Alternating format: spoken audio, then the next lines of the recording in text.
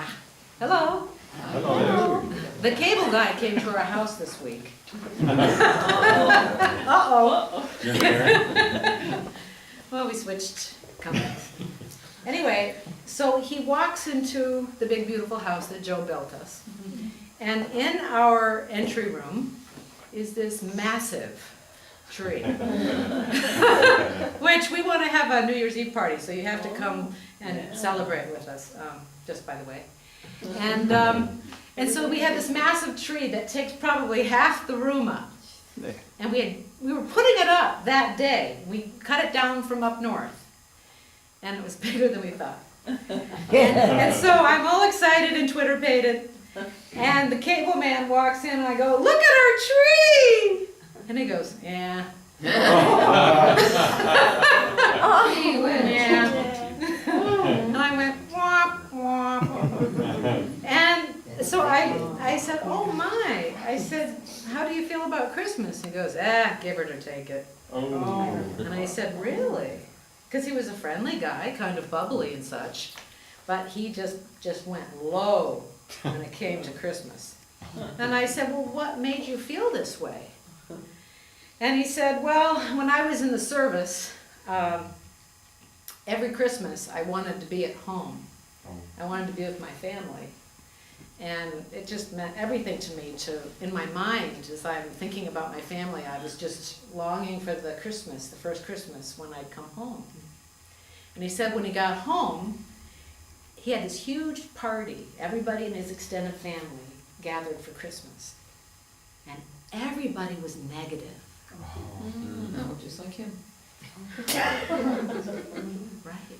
But he said what in his imagination when he was overseas serving in the military, his imagination was a Christmas like maybe It's a Wonderful Life, or who knows, what he needed to imagine.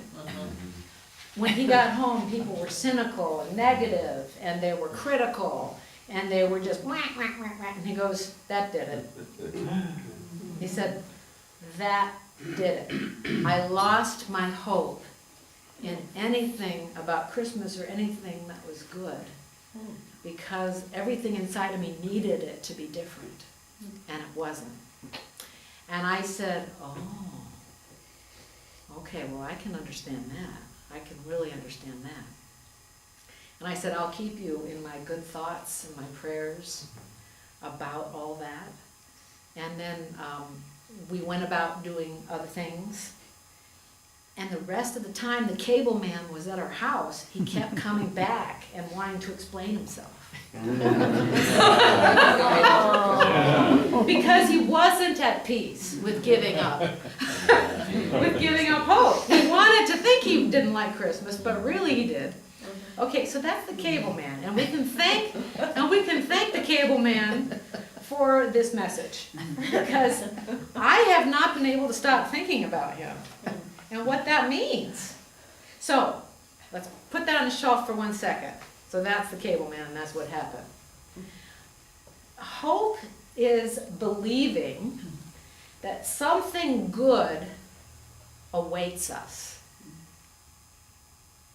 Hope is believing that something good is down the road. Okay? Hope is the kind of thing that saves us from pessimism and cynicism.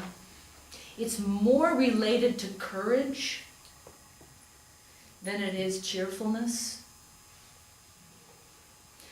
A lot of these thoughts I gleaned from Philip Yancey, who's a wonderful modern-day theologian and writer. And one of his thoughts was that he talks about hope being a choice.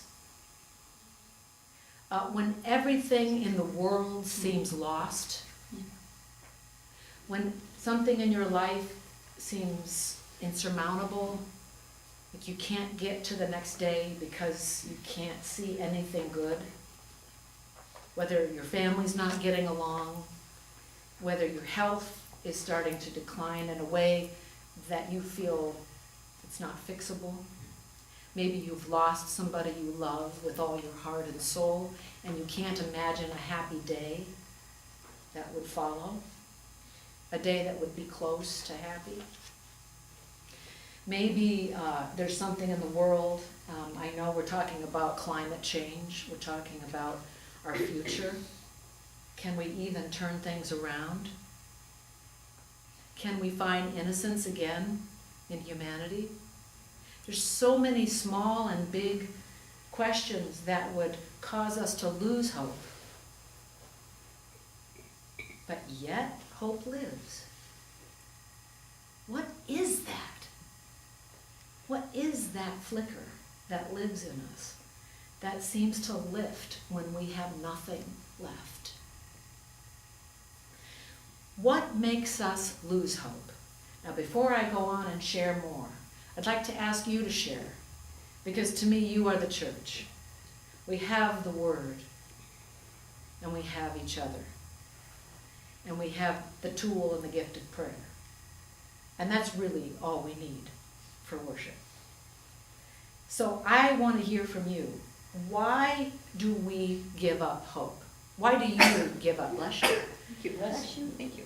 Why do you give up hope? Why do you think people? Yes. Well, I think it's a process. And I think one of the steps is to feel sorry for ourselves, right? Sometimes. Self-pity. And then it follows from that. We get in a mood, have an attitude, and, you know. Yeah, that is absolutely true. Yeah. If I'm not mistaken, Emanuel Swedenborg said that without hope, regeneration is impossible. Yep. And I've often thought about that. And when I have given up hope, I think sometimes it's because it feels like it's too risky Ooh. to stretch my neck out there and have it not come. That, you know, I'm hoping for something, and then my fear is I'll stick my neck out and it won't come like I think it's gonna come. And I'll get my neck, you know, cut. So I keep it back. I keep it back so it doesn't get hurt. But yet, when I'm not having any hope at all, I'm just absolutely just dead inside. And I have to stick my neck out, knowing that the hope may look differently than what I'm seeing. It might come a different way. And like that wonderful scripture says, you just don't know, you know, but you have to have hope. And what's right inside of all of what you said is that we feel afraid. What's implied is we don't want to risk because we're scared. Right. People who have been sick. So a lot of our church family right now isn't here today because they're striving to heal with cancer, or they're sick with something. And sometimes people, not just cancer, but any kind of illness, whether you, I just wanted to lift up Angela Snow too. She's fine. Sick also. She's fine. Is she okay? She was talking about her mom. Her mom, okay. So her post on Facebook was sounding like she was sick. And so anybody that has a chronic illness, whether you can see their illness, whether it's fibromyalgia or whether it's chronic fatigue, those kinds of things, or whether it's a chronic illness, if you have lupus, if you have anything, it is really easy to lose hope because we're looking for a physical miracle. I have a hard time with hope because I always get it. I always surround it with expectation. Ah. You can't do that. Right. And you know, that's really powerful because the difference between hope and optimism and wishful thinking, optimism really is an attitude that is in the earthly plane of looking for even the smallest physical result as an encouragement. Wishful thinking implies passivity. Len McCullough wrote an article recently in the Observer Obcentric that talked about hope being a very active choice, whereas wishful thinking or optimism really is a passive stance. But it is still overall positive. Mm-hmm. But hope is a different thing altogether. Mm-hmm. And so, did I see a hand, Janine? Yeah, Yes. all of us have had failures and disappointments, and it's hard to have hope come through that. But it just so happens that I have this little booklet with me today in my purse. Beautiful, A World of Hope, and it's for Advent. beautiful. And it's in the hopes of something greater coming, which Yep. is Jesus. Yep, So that's what this little booklet's all about, beautiful. in anticipation. Well, I'd like to go back to the cable man. Yeah. Yes, Barb. Okay, the reflection of the cable man, Yes. what Alan had to say. We as human beings like to be in control. And just like the cable man, and to piggyback on what Alan said, Yeah. having the attitude that he had makes him in control. It's like you Yeah. hear a lot of people walk around and say, I don't like holidays because it reminds me of someone I have lost.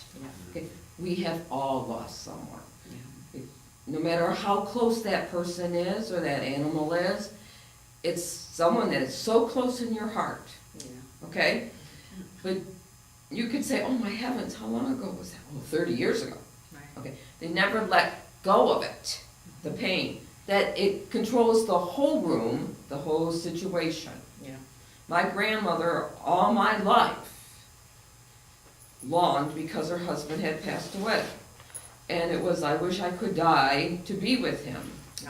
So as a child, the prayer of, that if I should die before I wake scared me to death every night when she would say that, because I was worried, my God, I could die in my sleep. But what I mean is, it controls the situation. Yeah. It controls the room. And behind Look that at is me. fear. And it's Yeah. fear. Yeah. And with hope, the moon is hope. It gives you hope. It's a light in the night. You have to have hope. And trust. With that hope comes trust. And all of that is a choice. It's a choice. That's a Accept very the presence important of the choice. Lord. Yes. You are never alone. Yeah. It is. Yeah. You are never alone.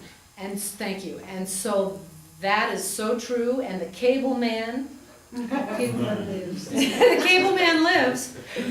But here's the thing. Is it Larry? What was he doing? He was basing his whole orientation of Christmas and hope and life on what the people around him were doing. Mm-hmm. What was missing? Him. What, His own injection. no, what was, there's something else. And I think you two, and Yeah. over here, I think Janine said it. Yeah. What is it? Compassion? Well, kind of. What's missing in the cable man, he spoke his truth, and everybody, we all have our truth at different points in our life. And that's okay, that's good. We need to do that. But what I realized after I kept thinking about the cable man was he was basing his whole attitude and perspective on the earthly horizontal plane of disappointment. Mm-hmm. What is hope? Where does it come from? Hmm? Having faith? Yourself. From God. From God. Within you. Spirit. Hope is a thing that perches in the soul,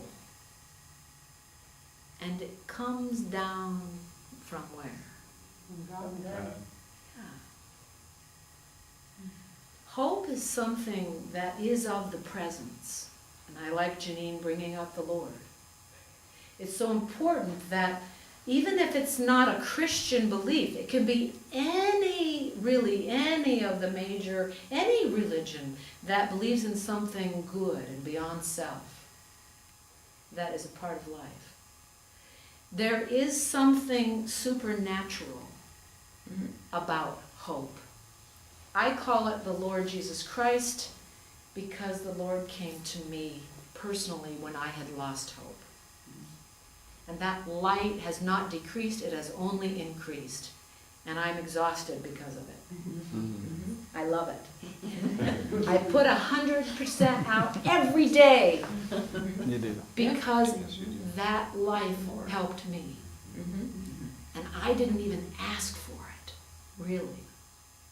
It came when I was at my lowest point in my life. And it was that thing with feathers, Emily Dickinson, Hope is that thing with feathers that perches in the soul, and it comes and finds you. So you can't control. Right, can't control it. It perches in you. And you, Advent is the time when you listen and you watch for it. It's a beautiful thing. The Apostle Paul talked about who hopes for things they already have. That's right. We don't. And like Joe No. said, you watch for it without expectation. Yes. Mhm. And it comes when you're not expecting it. That's the beauty of it. We don't control it. Or in a way that you didn't anticipate. But what we can control, and this is why we're here, is you prepare the ground for it to come and land. You Okay. open the door. That's it. You open the door. When the Lord knocks, open the door. When there's a chance during this holy season, this whole holy season, to do something more, charity of the heart in your life, do something that gives hope. And I promise you, not in your time and not in your way, if you do something that increases hope for another, it will come and land on you. It won't be in your way. And you'll go, oh, there you are. And if you stay in drudgery and misery, and you are determined to be upset, and you won't be consoled, it can't land on you. It can't find a home on you, in you. So let yourself, even though you are honest with how you feel, I feel terrible today, but I'm looking. I'm searching. I feel really sad today. I feel scared today. I feel alone today. Don't let that rule your life. Prepare the ground for hope to land. As a final thought, I want to share one of my mentors, Reverend Dr. Dorothea Harvey, who was a professor of mine at the Swedenborg School of Religion. And she was a biblical scholar who would study in the Holy Land. And she was a proponent of Amnesty International. Have you ever heard of Amnesty International? It was founded by a prisoner of war who received a letter. And the letter touched his heart, but he also received a matchbook with that mailing. And on the matchbook, someone wrote courage, exclamation mark. And as a prisoner of war, he looked at that matchbook that said courage, and it kept him alive long enough to be rescued and saved. So he knew that when he came back to the free world, that he would start an organization that would, the whole focus would be people from free world, free countries, would write letters out of charity to prisoners of war who were tortured. And there are many that are still imprisoned and tortured. And that those letters would be sent to those prisoners of war that are victims of political dissension. And it turns out that thousands and thousands of prisoners of war a year receive letters from Amnesty International. And many, I don't know the percentage, but many come out of it and they credit the kindness of a stranger who wrote to them that kept them alive. It was the flicker of hope they needed that they would survive, and it kept them alive. The power of hope is profound. And so in this season, I propose that perhaps we take that charity on as well in the coming year. That may be one of our sub-organizations, whether it's the Women's Spirituality Group, or whether it's Alliance, or whether a men's group wants to form, or our youth group. If we want to write letters through the organization of Amnesty International and offer hope to those who may never see the light of day. They may never get out of prison, but they will read your letter. So this is the season. This is the season to have charity and a light of hope in our hearts. And if we ever if we ever lose hope, look for the kindness and the caring of another, because that will increase your hope. That's what we know. Amen.